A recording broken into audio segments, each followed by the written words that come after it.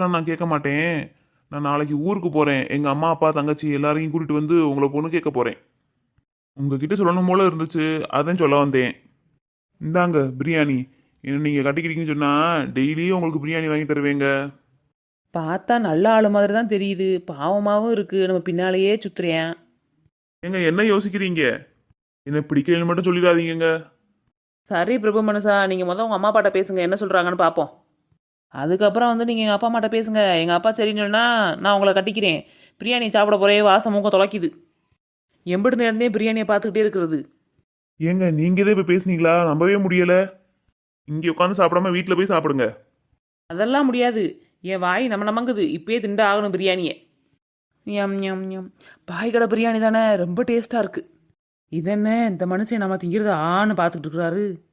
ஏங்க உங்களுக்கு வேணும்னா பிரியாணி கடையில் போய் வாங்கி சாப்பிடுங்க, நான் திங்கிறதே பார்க்காதீங்க, எனக்கு வயிறு வலிக்க போகுது.